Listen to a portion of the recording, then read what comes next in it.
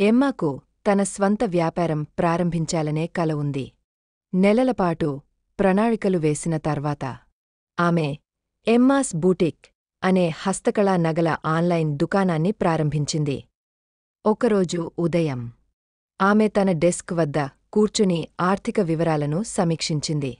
వ్యక్తిగత మరియు వ్యాపార నిధులను వేరుగా ఉంచడానికి ఆమె తన వ్యక్తిగత పొదుపు ఖాతా నుండి వ్యాపార ఖాతాకు $10,000 బదిలీ చేసింది.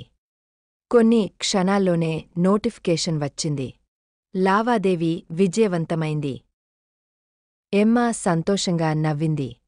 ఇప్పుడు ఆమె వ్యాపారానికి అధికారిక మూలధనం సిద్ధంగా ఉంది. ఇన్వెంటరీ, మార్కెటింగ్ మరియు కార్యకలాపాల కోసం ఈ చిన్న పరిపాలనా చర్య ద్వారా ఆమె సరైన అకౌంటింగ్ విధానాలను అనుసరించడంతో తన వ్యాపార ఆర్థిక నిర్వహణ స్పష్టంగా మరియు సుస్థిరంగా మారింది. ఎమ్మా తన కలను నిజం చేసేందుకు సిద్ధంగా ఉంది.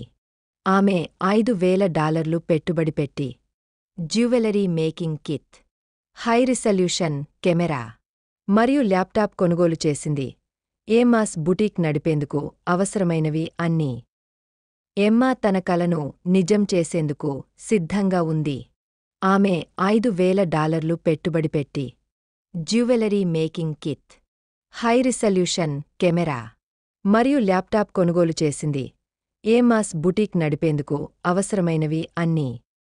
ఆత్మవిశ్వాసంతో తన బిజినెస్ డెబిట్ కార్డు ఉపయోగించి చెల్లింపు చేసింది. వ్యయంగా కాకుండా ఈ సాధనాలను ఆస్తులుగా లెక్కలో చేర్చింది. ఎందుకంటే అవి ఆమె వ్యాపారానికి దీర్ఘకాలం మద్దతు ఇవ్వనున్నాయి. గోయింగ్ కన్సర్న్ కాన్సెప్ట్ ఎమ్మా తన వ్యాపార వృద్ధికి పునాది వేసింది.